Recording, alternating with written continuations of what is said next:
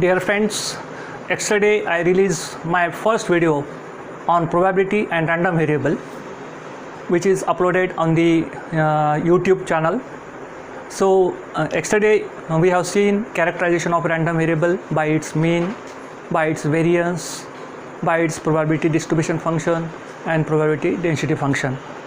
To have a more understanding of all these things, let us consider one problem on the random variable which is taking different values and their probabilities are given. So how to find PDF, how to find CDF, all those things we'll see through this problem and coming problems. So here the random variable x is taking one of the value out of 6 values.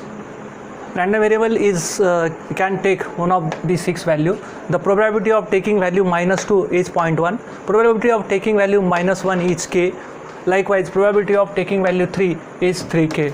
So random variable is taking 6 values and probability of taking each value is given to us, and we have been asked to find the value of k. We know that total probability is 1, so if you add all these probabilities and equate it to 1, so that we can get the value of k. In the second question it is asked what is the probability that random variable is taking value less than 2. So we have to see that what is the probability that random variable is taking value -1, 0 and +1, because it is less than 2. So up to 1 only we have to take into account while finding the probability that random variable x is taking value less than 2. In this third problem it is asked that what is the probability that random variable is taking value greater than -2 and less than +2.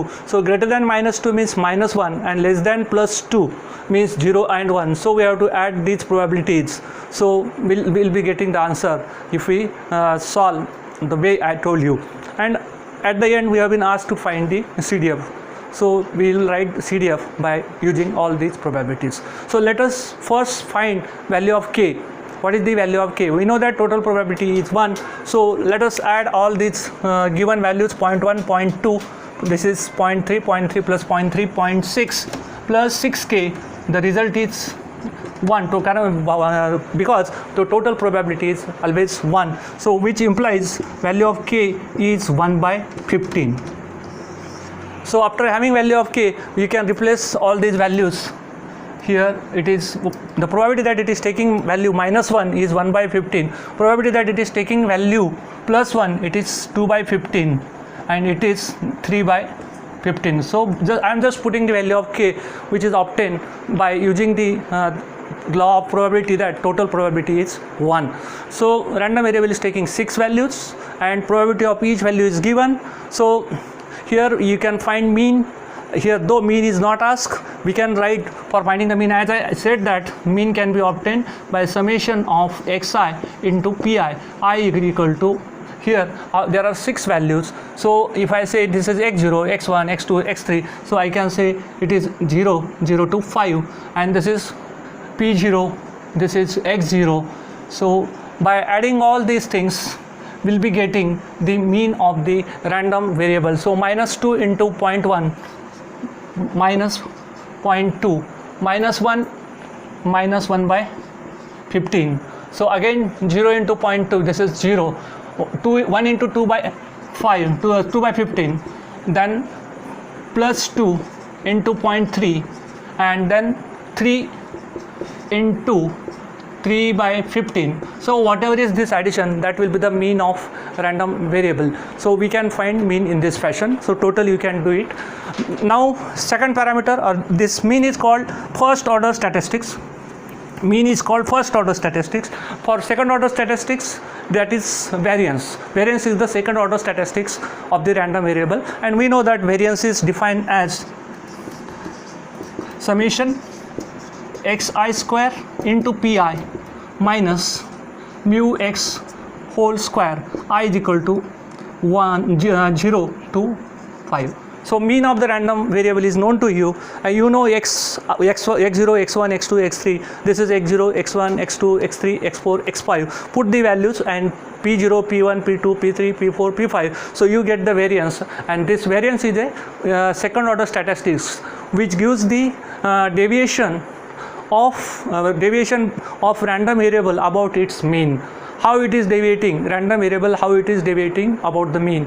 I told you that mean is nothing but it is the average behavior of the random variable. So random variable is a function, how this function is behaving overall on an average, how it is behaving. That average behavior is described by a parameter called mean, and which is called first order statistics.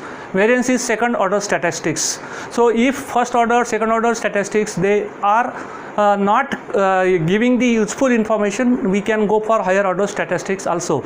So higher order statistics means moment is there, first moment, second moment, third moment, all these moments they are there. So we can use those terms or those concepts to understand the random variable if first order and second order statistics they are not enough. Now let us find the probability distribution function for the value taken by the random variable which is less than 2. So probability that random variable x is taking less than value less than 2, probability that random variable x is taking value less than 2. So it means that less than 2 means we have to go up to 1. So probability that x equal to -2, this is one value. Probability that x equal to -1, probability that x equal to 0, and probability that x equal to 1. So random variable is taking value less than equal to less than 2. It means that it is addition of all probabilities up to 1. So if I add all these probabilities, that is add 0.1 plus 1 by 15 plus 0.2, this is 0.2, and this is 2 by 15. If you add all these things, so whatever result you get, this result, this is the result. You add all these values, whatever result you get, that is the result of probability that random variable x is taking value less than 2. X is taking value less than 2 means it will x is up to 1. Since it is, these are the discrete values, random variable is discrete. So when x is less than 2, in case of discrete domain, it will be 1. In case of continuous domain, it is less, x is less than 2. It means 1.999999. You can go up to any number of 9s. So but here in case of discrete domain, the value when we say that x is less than 2, it means x last value is x equal to 1 when it is a discrete random variable. Now let us attempt this one, question part number 3,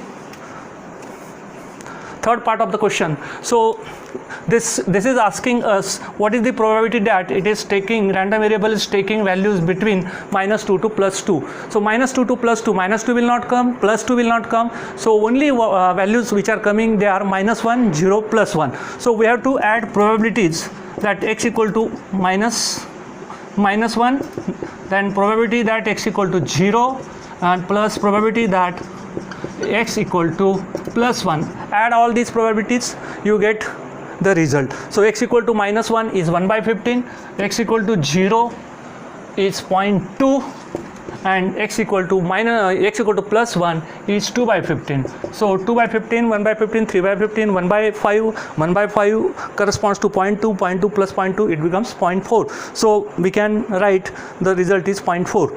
So let us find the fourth part of the question given to us. It is asking us to write the CDF.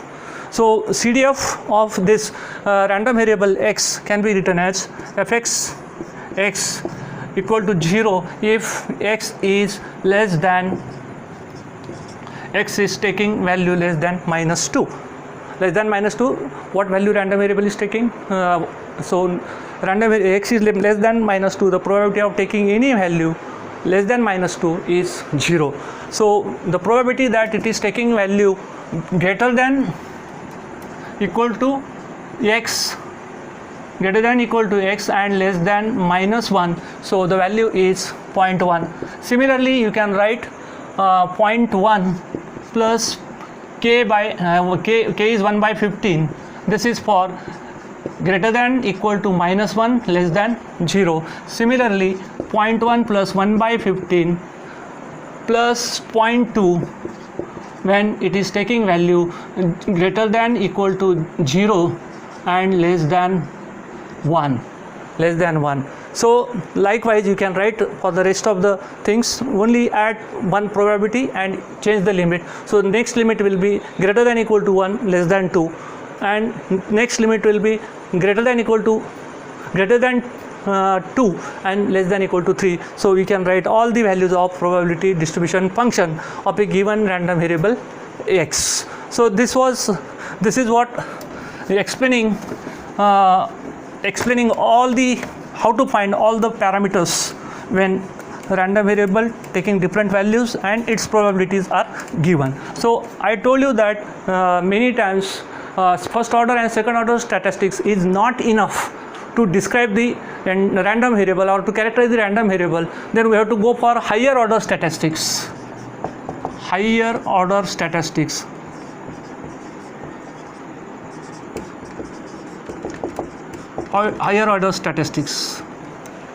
So there is a concept called moments. So in moments there are two kind of moments. One is non-central moment, central moments, and central moments. Non-central moments, mean is not taken into account, whereas in case of central moment we are subtracting the mean from the random variable while using the equation of moments. As I told you that many times first order and second order moments, they are not enough to describe the given random variable or random process. In that case we have to go for higher order statistics.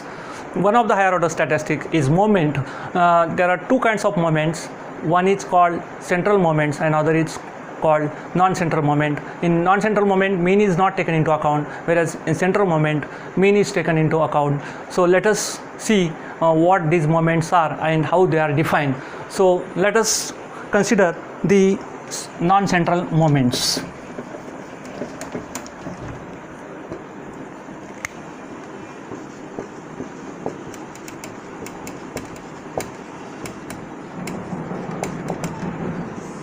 So as I told you that when information given by first and second order statistics is not enough, then we are going for higher order statistics. These moments are denoted by zeta I is equal to expected value of x raised to I, where x is a random variable and I is for ith order moment. This is ith order non-central moments. Non-central moment. When I put zeta I equal to 0, the value is 1. When I put zeta is equal to 1, it is expected value of x, which is nothing but mean, which is mu x. So I equal to 2, zeta 2, it gives mean square value.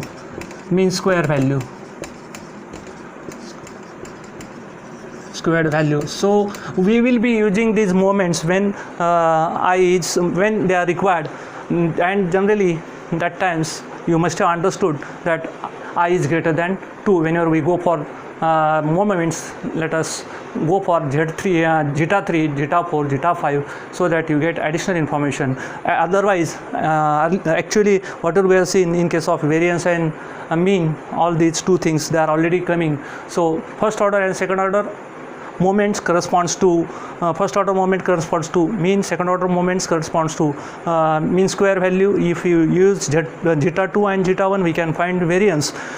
And if these two things are not sufficient, then we have to go for zeta 3, which is expected value of x raised to 3. If it is also not enough, then go for again I equal to 4, I equal to 5, I equal to 6, and so on. So this is non-central moment of random variable x, ith order non-central moment of random variable x. So let us go for definition of central moments. The central moments in which mean is coming into picture while defining the moments. So central moment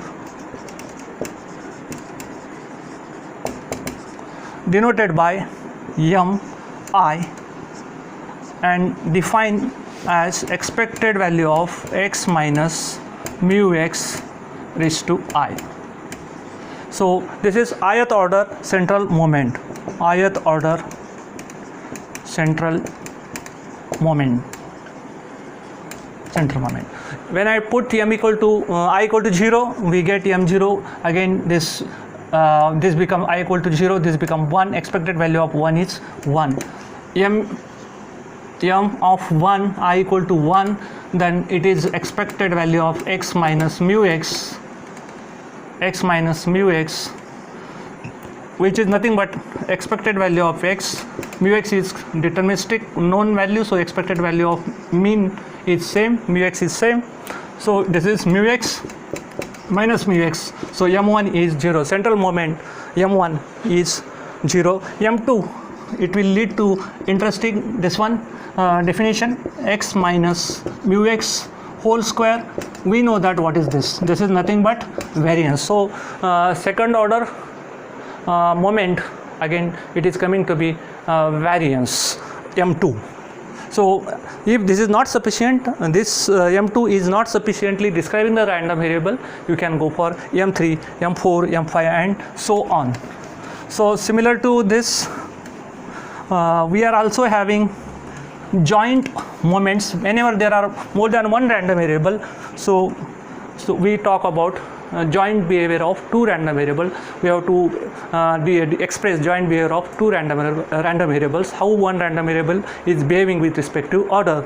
So joint moments.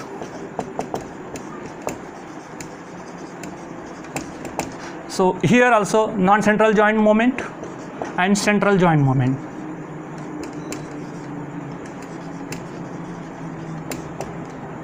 So zeta I j is equal to expected value of x raised to I, y raised to j. So it is joint non-central I plus jth order moment, I plus jth order non-central moments. So using this non-central moments, we can see the joint behavior of random variable, how y is behaving with respect to x, how x is behaving with respect to y. So that is why it is called joint central moment. Let us put the values. Zeta 0 0, I equal to 0, j equal to 0, you get x raised to 0, y raised to 0, x raised to 0 is 0, 0 is 1, y raised to 0 is 1, so it is 1. Zeta 1 0, so expected value of x raised to 1, y raised to 0, so it is expected value of x, which is mu x. Zeta 1 0 is mu x. Zeta 0 1, if you try to write this, y raised to 1, it is, which is mu y. So zeta 1 0, zeta 0 1, which is mu x and mu y. And if I go for zeta 1 1, so what you get, which is very important, this one concept called correlation. This is nothing but zeta 1 1 is correlation. This function, this zeta 1 1 gives the similarities which are present in two random variables, similarities or dissimilarities present in the two random variables, that we will come to know if we find zeta 1 1. Similar to this joint central non-central moment, we are also having joint central moment. Joint central moments, we will discuss those joint central moments also. Always remember zeta 1 1, which is very important function called autocorrelation function, which is here x and y, they are different random variables, so we say it is cross correlation. It is a cross correlation between random variable x and y, zeta 1 1. Similar to zeta, here we also have this one, joint moments for joint moments for random variable x and y when they are whenever we are talking about central moments, we also have joint central moments of random variable x and y. Let us write joint central moments. Joint central moments. between two random variables, joint central moments between two random variable x and y. So let us define this Mij. I am using notation m for central and zeta for non-central. Expected value of x minus mu x raised to I, y minus mu y raised to j. So this is the definition of joint central moments, and this is I plus jth order I plus jth order central, I plus jth order central joint central, we can write order joint central moments. When we put I and j equal to 0, the result is 1. It is quite obvious. When I put I equal to 1 and j equal to 1, we get very interesting this one result m11, which is equal to expected value of x minus mu x. Mean is subtracted from the random variable multiplied by y minus mu y. Again mean is subtracted from random variable y. Here mean is subtracted from random variable x. Means product of mean subtracted random variable, and this is called as covariance. Covariance. First of all, mean is subtracted from the random variable and then their multiplication is taken.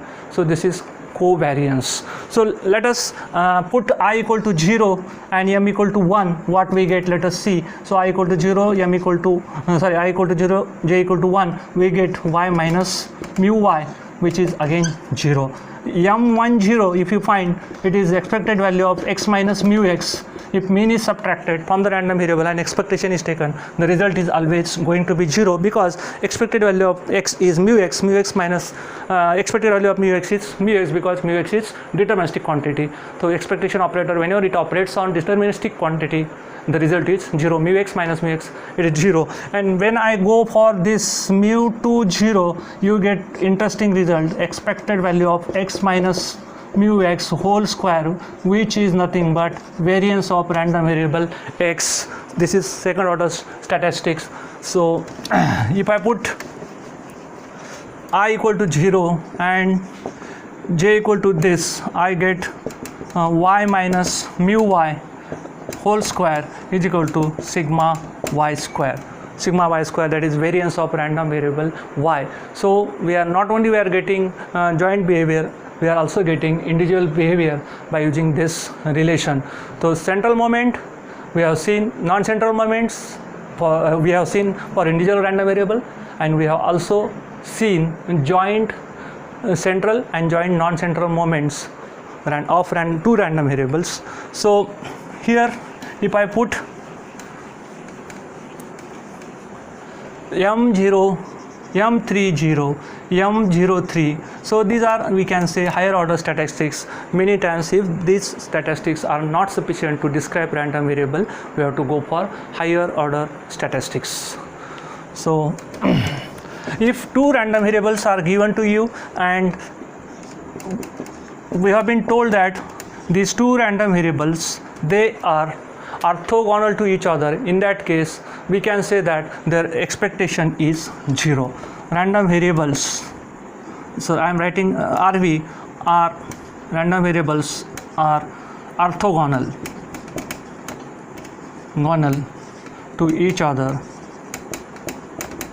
then the expected value of random variable x into y is 0. Okay, so we have I am defining the random variables. Two random variables are given to us, and if these two random variables, they are orthogonal to each other, what property that expectation satisfies? If two random variables, they are orthogonal to each other, random variables, so x is orthogonal to y.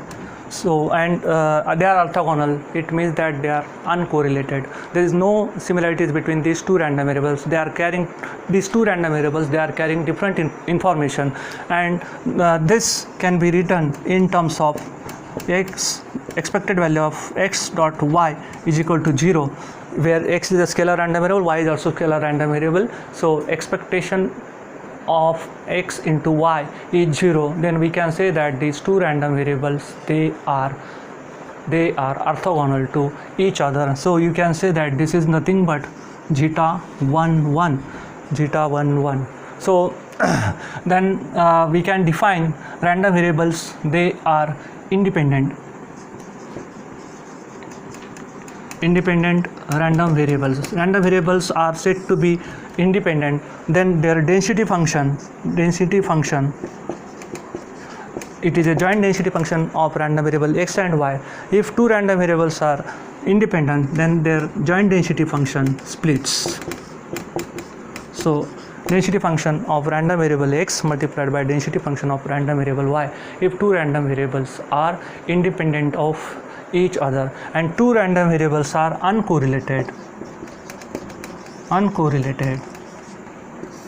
random variables are said to be uncorrelated, then their expectation splits. So expectation xy equal to expectation of x into expectation of y. So it is mu x mu y. So they will be orthogonal only when one of the mean is 0. And here these are the three properties related to two random variables. When random variables are orthogonal, their expectation equal to 0. I will show you that in case of whenever I am taking or preparing or presenting my videos on linear algebra, this expectation is related with this one, inner product or dot product. We know that two vectors are orthogonal to each other, their dot product is 0. Likewise here, expectation of two random variable is 0. It means x and y, they are orthogonal to each other, they are non-correlated, they are carrying totally different information. And then when we say that two random variables are independent, x is not dependent on y, x is varying independently with it is not taking how y is varying into account. X and y, these are the two random variables, they are independently varying. Okay, variation of one random variable doesn't depend on other random variable. In that case, when we say that they are independent, then their density function can be written as product of individual density function. And when the two random variables are uncorrelated with each other, it means that they are not carrying same information here also, and expected value of xy equal to expected value of x into expected value of y. Uncorrelatedness is one of the this uncorrelatedness is lower than this one, orthogonality condition. Orthogonality condition requires uncorrelatedness, and on top of this we need mean to be 0. So in that case we can have that expected value of xy is 0. So I am telling that this orthogonal is more stringent condition compared to uncorrelatedness. Orthogonal implies uncorrelatedness, whereas uncorrelatedness doesn't imply orthogonality. So that is what I want to say that. And independent, when they are the variation of one random variable doesn't depend on other, in that case the density function can split.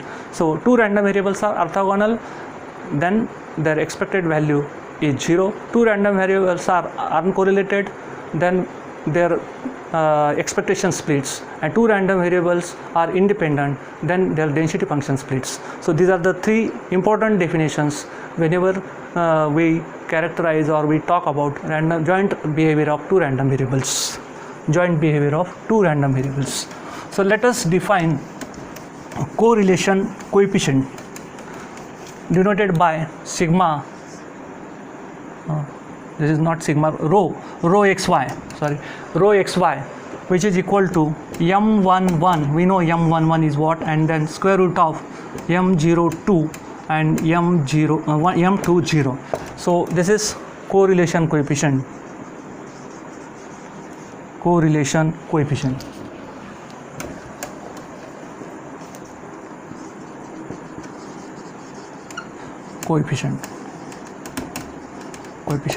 M11 is, it is nothing but expected value of x minus mu x, y minus mu y.